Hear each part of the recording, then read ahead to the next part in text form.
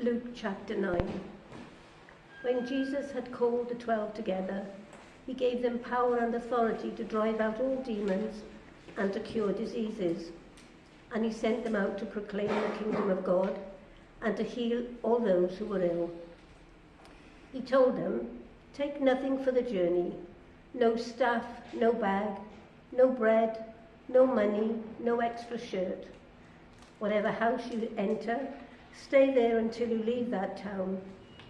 If people do not welcome you, leave their town and shake the dust off your feet as a testimony against them." So they set out and went from village to village, proclaiming the good news and healing people everywhere. Now Herod the Tetrarch heard about all that was going on, and he was perplexed, because some were saying that John had been raised from the dead, others that Elijah had appeared, and still others that one of the prophets of long ago had come back to life. But Herod said, "I beheaded John. Who then is this I hear such things about?" And he tried to see him. When the apostles returned, they reported to Jesus what they had done. Then he took them with him, and they withdrew by themselves to a town called Bethsaida. But the crowds learned about it and followed him. He welcomed them and spoke to them about the kingdom of God, and healed those who needed healing. Late in the afternoon, the 12 came to him and said, "Send the crowds away so that they can go to the surrounding villages and countryside and find food and lodging, because we are in a remote place here." He replied, "You give them something to eat." They answered, "We have only 5 loaves of bread and 2 fish, unless we go and buy food for all the crowd." About 5,000 men were there. He said to his disciples, "Make them sit down in groups of about 50 each." The disciples did so, and everyone sat down. Taking the 5 loaves and the 2 fish, and looking up to heaven, he gave thanks and broke them. Then he gave them to the disciples to distribute to the people. They all ate and were satisfied, and the disciples picked up 12 basketfuls of broken pieces that were left over. Once, when Jesus was praying in private and his disciples were with him, he asked them, "Who do the crowd say I am?" They replied, "Some say John the Baptist, others say Elijah, and still others that one of the prophets of long ago has come back to life." "But what about you?" he asked. "Who do you say I am?" Peter answered, "God's Messiah." Jesus strictly warned them not to tell this to anyone, and he said, "The Son of Man must suffer many things and be rejected by the elders, the chief priests, and the teachers of the law, and he must be killed, and on the 3rd day be raised to life."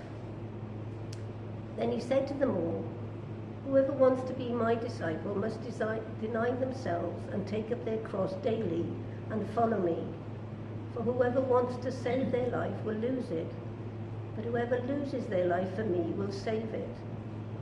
What good is it for someone to gain the whole world and yet lose or forfeit their very self?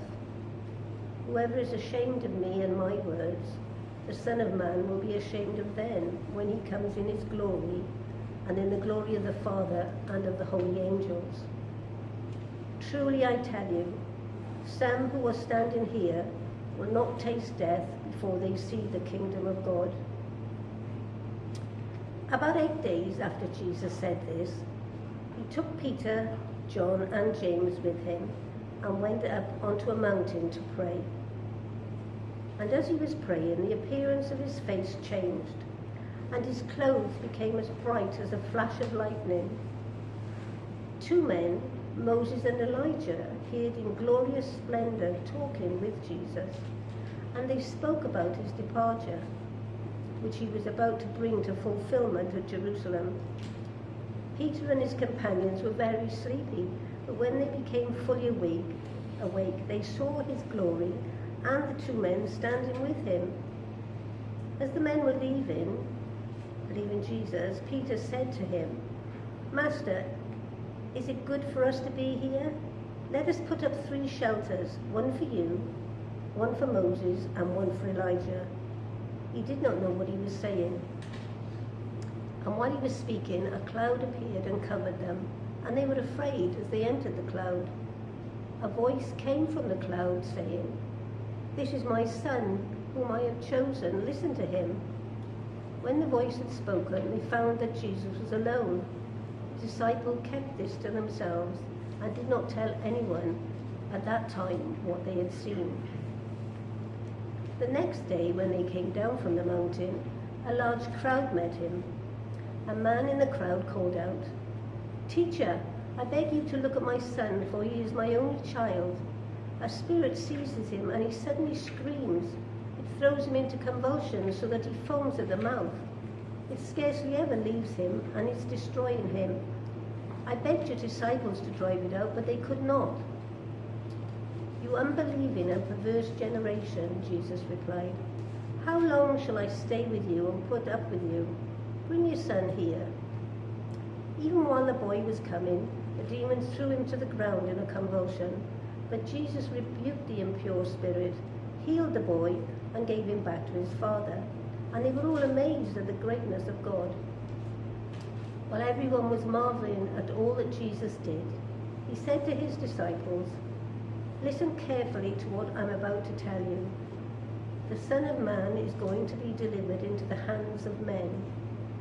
But they did not understand what this meant. It was hidden from them, so that they did not grasp it, and they were afraid to ask him about it. An argument started amongst the disciples as to which of them would be the greatest. Jesus, knowing their thoughts, took a little child and made him stand beside him. Then he said to them, "Whoever welcomes this little child in my name welcomes me, and whoever welcomes me welcomes the one who sent me. For it is the one who is least among you all, who is the greatest." "Master," said John, "we saw someone driving out demons in your name, and we tried to stop him because he's not one of us." "Do not stop him," Jesus said, "for whoever is not against you is for you." As the time approached for him to be taken up to heaven, Jesus resolutely set out for Jerusalem, and he sent messengers on ahead who went into a Samaritan village to get things ready for him. But the people there did not welcome him because he was heading for Jerusalem. When the disciples, James and John, saw this, they asked, "Lord, do you want us to call fire down from heaven to destroy them?" But Jesus turned and rebuked them. Then he and his disciples went into another village. As they were walking along the road, a man said to him, "I will follow you wherever you go." Jesus replied, "Foxes have dens and birds have nests, but the Son of Man has nowhere to lay his head." He said to another man, "Follow me." But he replied, "Lord, first let me go and bury my father." Jesus said to him, "Let the dead bury their own dead, but you go and proclaim the kingdom of God." Still another said, "I will follow you, Lord, but first let me go back and say goodbye to my family." Jesus replied, "No one who puts a hand to the plough and looks back is fit for the service in the kingdom of God."